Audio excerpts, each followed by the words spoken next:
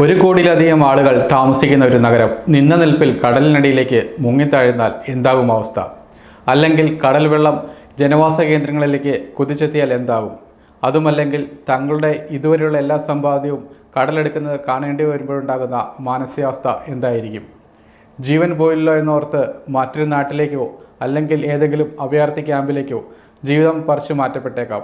ഇതുവരെ സമ്പാദിച്ചതും ജനിച്ചു വളർന്ന മണ്ണും ഉപേക്ഷിച്ച് എവിടെ എത്തിയാലും ഉള്ളിൻ്റെ ഉള്ളിൽ ആ വേദനയുണ്ടാകും. സ്വന്തം മണ്ണ്, സമ്പാദ്യം, ബന്ധുക്കൾ, സുഹൃത്തുക്കൾ. പറഞ്ഞു വരുന്നത് തെക്കൻ ഏഷ്യൻ രാജ്യമായ ഇന്തോനേഷ്യയിൽ തലസ്ഥാനമായ ജക്കാർത്തയെക്കുറിച്ചാണ്. അറൗണ്ട് ദ വേൾഡിൻ്റെ മറ്റൊരു അധ്യായത്തിലേക്ക് സ്വാഗതം.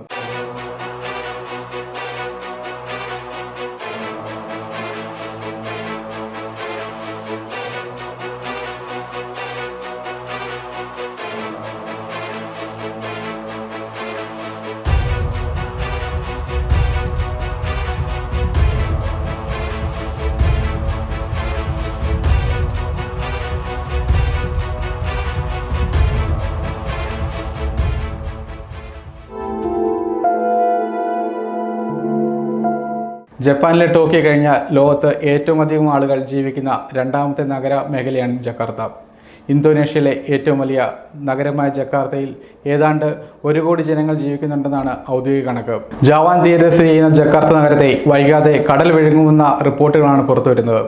കഴിഞ്ഞ 25 വർഷം കൊണ്ട് മാത്രം ജക്കാർത്ത നഗരം 16 അടിയോളം താഴ്ന്നുവെന്ന ഞെട്ടിക്കുന്ന പാരിസ്ഥിതിക പഠന റിപ്പോർട്ടുകൾ പുറത്തു വന്നു കഴിഞ്ഞു. തീരപ്രദേശത്തോട് ചേർന്ന് 11 മുതൽ 12 സെന്റിമീറ്റർ നിരക്കിലാണ് വർഷത്തിൽ സമുദ്രനിരപ്പ് ഉയരുന്നത്.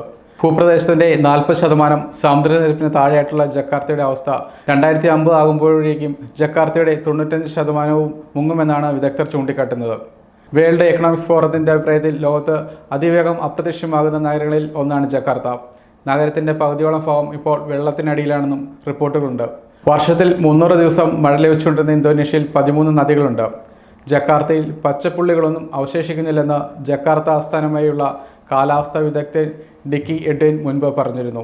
കോൺക്രീറ്റ് പ്രദേശങ്ങളെക്കാൾ കൂടുതൽ വനപ്രദേശങ്ങളും തണ്ണീർത്തടങ്ങളും ജക്കാർത്തയ്ക്ക് ആവശ്യമാണെന്ന് എഡ്വിൻ കൂട്ടിച്ചേർക്കുകയും ചെയ്തിരുന്നു. 25 വർഷത്തിനുള്ളിൽ ജക്കാർത്ത നഗരത്തിൻ്റെ വലിയൊരു ഭാഗം കടലിൽ മുങ്ങിത്താഴുമെന്നാണ് വിദഗ്ധർ കണക്കാക്കുന്നത്. സമുദ്രനിരപ്പ് ക്രമാതീതമായി ഉയരുന്നതോടെ ജക്കാർത്ത നഗരത്തെ ഉപേക്ഷിക്കേണ്ടി വരുമെന്ന് ഇന്തോനേഷ്യ ഭരണകൂടം ഉറപ്പിച്ചു കഴിഞ്ഞു. 1 കോടിയിലധികം ജനസാന്ദ്രതയുള്ള ജാവ ദ്വീപിൻ്റെ പടിഞ്ഞാറനത്ത് സ്ഥിതി ചെയ്യുന്ന ജക്കാർത്ത നഗരത്തിൻ്റെ 1/4 ഭാഗം 2050 വെള്ളത്തിലടിയിലാകുമെന്ന് ഏറെക്കുറെ ഉറപ്പായി. സിലിവിംഗ് നദി കടലുമായി ചേരുന്ന ജാവയുടെ വടക്ക് പടിഞ്ഞാറൻ തീരത്ത് സ്ഥിതി ചെയ്യുന്ന ജക്കാർത്ത ഇന്തോനേഷ്യയുടെ തലസ്ഥാനവും ഏറ്റവും വലിയ നഗരവുമാണ്. നഗരപരിധിക്കുള്ളിൽ ഏകദേശം 1 കോടിയോളവും മെട്രോപൊളിറ്റൻ ഏരിയയിൽ ഏകദേശം 30 ദശലക്ഷം ആളുകളും ജക്കാർത്ത നഗരത്തിലുണ്ടെന്നാണ് കണക്ക്. അഗ്നിപർവ്വത സ്ഫോടനം, ഭൂചലനം, പ്രളയം, കനത്ത മഴ എന്നിങ്ങനെ ഒന്നിനു പുറകെ ഒന്നായി ഇന്തോനേഷ്യൻ ജനതയുടെ ജീവന് ഭീഷണിയായി എല്ലാ വർഷവും എത്തുന്നുണ്ട്. 100 കണക്കിന് ആളുകൾ മരിക്കുകയും അത്രയും തന്നെ ആളുകളെ കാണാതെയും ചെയ്യുന്നുണ്ട്. ഇതിനിടെയാണ് ഒരു നഗരം തന്നെ അപ്രത്യക്ഷമാകുമെന്ന റിപ്പോർട്ടുകൾ അധികൃതർ പുറത്തുവിട്ടത്. ജക്കാർത്തയുടെ 40% പ്രദേശം സമുദ്രനിരപ്പിന് താഴെയാണ്. 20 അല്ലെങ്കിൽ 30 വർഷങ്ങൾ കൊണ്ട് ജക്കാർത്തയുടെ തകർച്ച പൂർണ്ണമാകും. ഇതിനു മുൻപ് ജക്കാർത്തയ്ക്ക് പകരമായി പുതിയ നഗരം പടുത്തുയർത്തുകയെന്ന ശ്രമത്തിലാണ് ഭരണകൂടം. കിഴക്കൻ ബോർണിയോ മേഖലയിലാണ് നുസാന്തര എന്ന പുതിയ തലസ്ഥാന നഗരം പണിയുന്നത്. 80 പേരുകളിൽ നിന്നാണ് നുസാന്തര എന്ന പേര് സർക്കാർ തിരഞ്ഞെടുത്തത്. നിരവധി കുന്നുകളുള്ള ഈ പ്രദേശത്ത് 2,56,000 ഹെക്ടർ ഭൂമിയിലാണ് പുതിയ നഗരം വിഭാവനം ചെയ്തിരിക്കുന്നത്. നിരവധി കുന്നുകളുള്ള ഈ പ്രദേശത്ത് 2,56,000 ഹെക്ടർ ഭൂമിയിലാണ് പുതിയ നഗരം വിഭാവനം ചെയ്തിരിക്കുന്നത്.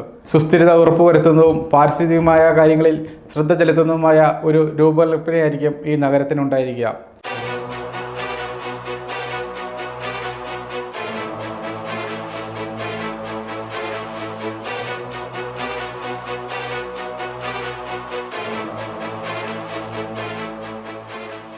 പ്രകൃതി ദുരന്തങ്ങൾ ഭീഷണിയാകാനിടയുള്ളതിനാൽ ഭീഷണി അകറ്റാൻ നുസാന്തര നഗരത്തെ ചുറ്റി ഒരു കാട് സൃഷ്ടിച്ചെടുക്കാനാണ് തീരുമാനം. ഫോറസ്റ്റ് സിറ്റി എന്ന സങ്കല്പമാണ് ഇന്തോനേഷ്യ മുന്നോട്ട് വെക്കുന്നത്.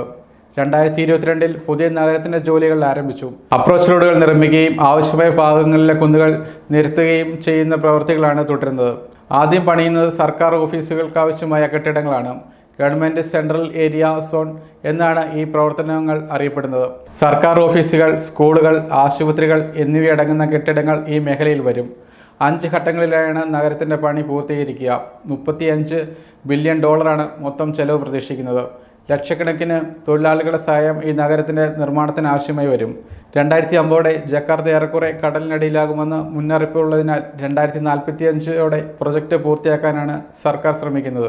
ഇതിനിടയിൽ തന്നെ ജക്കാർത്തയിൽ നിന്ന് സർക്കാർ സംവിധാനങ്ങൾ മാറ്റി തുടങ്ങും. പുതിയ നഗരത്തിലേക്ക് ആദ്യം മാറ്റുന്നത് മന്ത്രാലയം പൊതുമരാമത്തായിരിക്കും. നഗരത്തിന്റെ പൊതുമരാമത്ത് ജോലികളുടെ മേൽനോട്ടം വഹിക്കുന്നതിനും ഇത് ഉപകാരപ്പെടും. ഇതിന് പിന്നാലെ പ്രസിഡന്റിന്റെ ഓഫീസും നുസാന്ദ്രയിലേക്ക് മാറ്റും. സർക്കാർ സംവിധാനങ്ങളെ ഇവിടേക്ക് എത്തിച്ച് പുതിയ നഗരത്തിന്റെ പ്രവർത്തനം അതിവേഗത്തിൽ ആക്കാനാണ് സർക്കാർ ശ്രമിക്കുന്നത്. ഇന്തോനേഷ്യയിലെ ഏറ്റവും ജനസംഖ്യയുള്ളതും സാമ്പത്തികമായി പ്രാധാന്യമുള്ള ദ്വീപാണ് ജാവ. ജാവയുടെ തീരപ്രദേശങ്ങളായ സെൻട്രൽ ജാവ പ്രവിശ്യയിലെ ജക്കാർത്ത, സെമരാങ് എന്നിവിടങ്ങളിൽ വേലിയേറ്റം, ഉപ്പുവെള്ളം കയറൽ, ജലദൗർലഭ്യം എന്നിവ രൂക്ഷമാണ്. ഗുരുതരമായ സാഹചര്യം കണക്കിലെടുത്ത് ഭൂഗർഭജല ഉപയോഗം പരിമിതപ്പെടുത്താനുള്ള ശ്രമം ഇന്തോനേഷ്യൻ സർക്കാർ നടത്തിയിരുന്നു. മിക്ക കുടുംബങ്ങളും പ്രതിമാസം 30 ക്യൂബിക് മീറ്റർ മാത്രമാണ് ഉപയോഗിച്ചിരുന്നത്.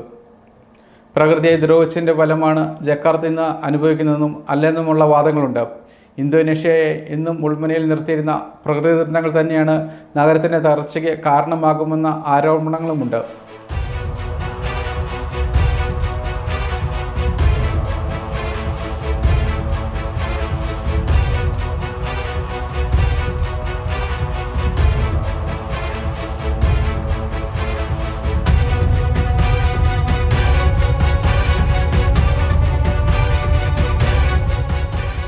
ആഗോളതാപനത്തിൻ്റെ ഭാഗമായി സമുദ്രനിരപ്പ് ഉയരുന്ന പ്രതിഭാസം ലോകത്ത് പലയിടത്തും റിപ്പോർട്ട് ചെയ്തിട്ടുണ്ടെങ്കിലും ഇന്തോനേഷ്യയിൽ അതുമാത്രമല്ല കാരണമായി പറയുന്നത്.